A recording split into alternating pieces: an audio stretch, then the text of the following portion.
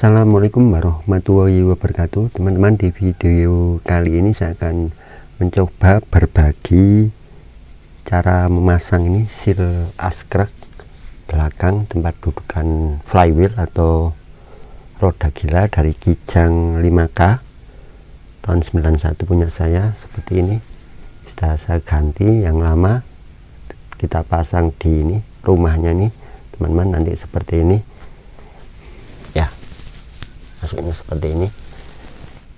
Di sini saya akan mencoba berbagi apa yang saya ketahui ya, sebagai mekanik. Saya punya basic mekanik saja, bukan montir ahli. Jadi teman-teman yang menganggap itu tidak bagus atau tidak benar ya, silahkan tidak dipakai, dibuang saja. Tapi yang baik atau yang bagus bisa dipakai ya, karena saya hanya sekedar berbagi sebatas yang saya ketahui. Biasanya seal ini rusak menurut saya disebabkan karena dari tiga masalah. Yang pertama adalah kualitas oli yang sudah sangat jelek, akhirnya ada gram-gramnya menembus ini, kemudian akhirnya luber masuk atau keluar ke ini tempatnya kampas kopling atau matahari. Yang kedua, menurut saya sekali lagi adalah cara pemasangan. Jadi dua sebab yang terakhir ini disebabkan oleh cara pemasangan. Insya Allah kalau kualitas sudah standar ya, biasanya memakai ini OM ya, bawaan dari mobil itu standarnya OM-nya ya ini NOK Corteco ini. Jadi rata-rata sudah memakai kualitas yang sama ya. Tapi insya Allah bagaimana cara kita membuat seal ini menjadi lebih awet, tentunya kita harus mengetahui penyebab dari kenapa seal itu cepat rusak. Jadi yang pertama tadi saya sebutkan adalah kualitas oli. Akhirnya oli itu tadi menembus ini, membuat ini jadi terselip di sini kotorannya, membuat ini aus, akhirnya oli bocor. Yang kedua ya, ini menurut saya teman-teman, tidak ada maksud untuk menggurui montir-montir yang sudah ahli. Biasanya saat pemasangan baru banyak montir yang ini teman-teman, melepas per ini yang punya bekas punya saya teman-teman ya, dan memutus dan disambung lagi. Tujuannya apa? Agar ini diameternya lebih mengecil dengan harapan ini lebih mencengkeram. Saya kurang sependapat ya dengan itu, kecuali memang asnya dari askrek tadi memang benar-benar sudah aus, dan itu sangat jarang ya. Bisa jadi ausnya askrek tadi ya karena karena oli tadi lama tidak dilakukan pergantian, akhirnya membuat asnya juga ikut aus. Yang kedua menurut saya ini adalah salah satu penyumbang dengan trik tadi yang diperkecil diameternya, dia akan semakin mengikat ya, sepanjang asnya masih bagus. Jarang ya menurut saya asnya itu sampai rusak ya. Ini salah satunya membuat rusak, terjadi alur di bagian asnya itu tadi, as dari kering, disebabkan oleh ini teman-teman. Ini yang semakin kencang, terlalu kencang. Padahal menurut saya ini pabrikan pastinya sudah mengukur ya, secukupnya saja. Karena apa? Sebenarnya di bagian belakang ini oli dari bak mesin ini bukan oli yang bertekanan ya, kecuali baknya buntu, pernapasannya buntu, PCV nya rusak, itu pastinya akan terjadi tekanan yang tinggi, akan oli menekan kemana-mana. Ini bukan oli yang bertekanan ya, sudah berhubungan dengan atmosfer. Makanya ada PCV, positive crankcase valve itu teman-teman. Yang kedua menurut saya penyebabnya salah satunya adalah ini. Jadi memodifikasi ini saya sendiri tidak menggunakan ya cara ini. Saya tetap memakai per standar, tidak saya potong. Jadi kalau teman-teman ada yang menggunakan trik ini dipotong ya silakan saja. Jadi itu menurut saya salah satu penyebab dari cepat ausnya ini. Dan yang ketiga, ini menurut saya paling penting. Ini saya baca dari buku pedoman reparasinya. Insya Allah kita bisa analisa ya dengan pendekatan mekanis. Kenapa itu jarang dilakukan ya. Jadi di seal ini tentunya ada dua lip ya, dua bibir. Ini yang bagian depan ya teman. kalau di mesinnya di bagian belakang ini yang berhubungan dengan bagian luar yang kering, tidak ada oli, jadi mencegah debu. Istilah ini adalah seal debunya. Sedangkan yang berhubungan dengan oli adalah bagian ini, jadi bagian belakang ini tentunya yang berhubungan dengan oli di kalter ya, di askrek ini yang berhubungan dengan oli. Jadi ada dua lip ya, ada dua bibir. Ini masih bagus kelihatan ya teman-teman, celahnya, rongganya di bagian ini, bagian tengah ya. Ini yang sering terlupakan teman-teman. Di buku itu dijelaskan bahwa sebelum pemasangan ini perlu diolesi dengan grease. Kenapa teman-teman harus diolesi dengan grease? Mari kita analisa dengan pendekatan mekanis. Bagian seal ini tentunya mencegah oli masuk ke celah ini dan akhirnya keluar lewat bagian belakang ini. Di sini tentunya selama seal itu bagus akan kering ya, jadi seal ini justru tidak mendapat pelumasan. Bagian tengah ini dua seal ini tidak mendapat pelumasan ya, karena seal ini rapat. Sedangkan dari sini adalah debu, yang ini mencegah, bagian luar ini mencegah debu atau kotoran masuk. Di pedoman reparasi itu sudah sangat jelas bahwa sebelum pemasangan oleskan grease di bagian tengah ini, di bagian celah dua bibir seal ini.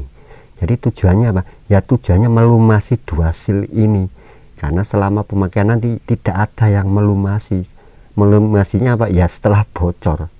Ini yang sering menurut saya tidak diaplikasikan. Seringnya ya dikasih oli lah sedikit, bagus saja tetap oli ya teman-teman, tapi yang disebutkan di situ adalah dikasih grease ya. Jadi tujuannya grease ini mengisi celah ini, akhirnya apa? Ini terjaga tetap mekar ya. Jadi waktu dipasang juga tidak akan slip. Kita dorong ini tidak slip karena bagian celahnya ini terisi dengan grease. Dan sepanjang pemakaian grease itulah yang akan melumasi dua bibir ini, terutama bibir luar juga ya teman, yang tidak ada pelumasannya. Bibir sebelah sini hanya mengandalkan oli, sedangkan oli ini justru ditahan oleh seal ini supaya tidak merembes. Jadi bagian dalam dari dua bibir ini tidak mendapat pelumasan, akhirnya ya itu sering kalah ya di bagian itu teman-teman, dari asnya ini yang ada di crankshaft seperti ini.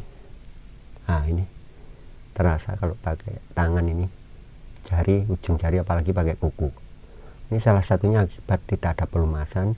Yang kedua yaitu tadi karena dilakukan pengencangan per ini.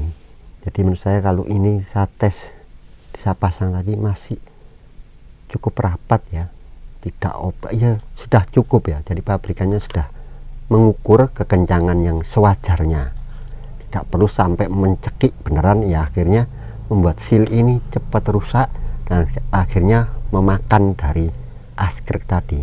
Insya Allah selama ini diberi grease ya, diberi grease teman-teman, stemped, insya Allah usia dari seal ini juga lebih lama, elastisitasnya juga tetap terjaga, dan crankshaftnya juga tidak sampai terluka. Jadi untuk cara pemasangannya tidak perlu saya jelaskan ya, ini kita ganti aja, kita pukul pakai obeng bagian sini, kita ganti baru. Ini boleh ditambah seal ya di bagian luarnya, ditambah sealant maksud saya, tapi saya juga tidak perlu karena ini sudah dirancang rapat sekali. Dan yang di bagian belakang ini bukan oli yang penuh sampai ke sini ya, bukan teman-teman, itu oli yang nyiprat-nyiprat saja, karena baknya kalter itu jauh di bawah sini bak olinya, dan di bagian belakang ini bukan oli bertekanan. Jadi kita tidak perlu terlalu ekstrim ya dengan membuat ini sampai sangat rapatnya, dan efeknya nanti itu tadi ini menjadi aus dan melukai juga dari crankshaft, dan juga karena tidak ada pelumasan di bagian tengah yang akan melumasi kedua bibir seal ini. Seperti inilah kalau sudah terpasang. Ini tadi rumahnya ya, tempat dudukannya seal.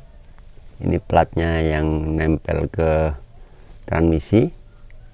Ini adalah batas ini dari baknya karter atau baknya oli.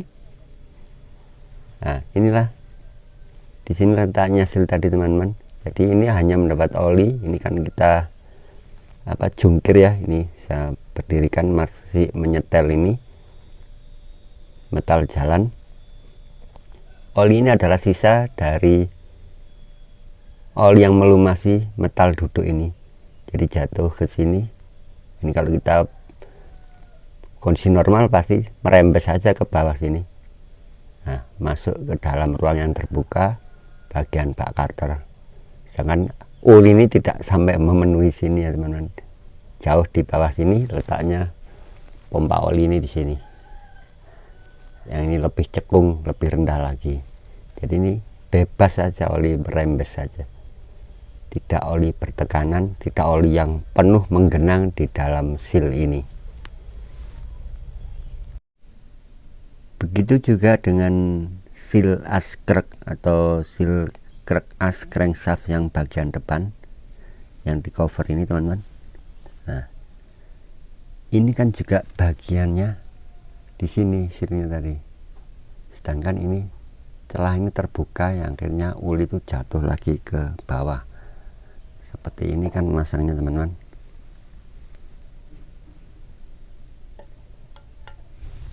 Ya, seperti ini.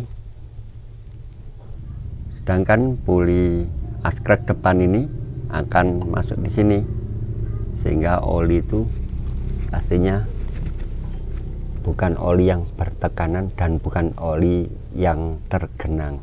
Ini adalah batas dari bak atau kalter oli.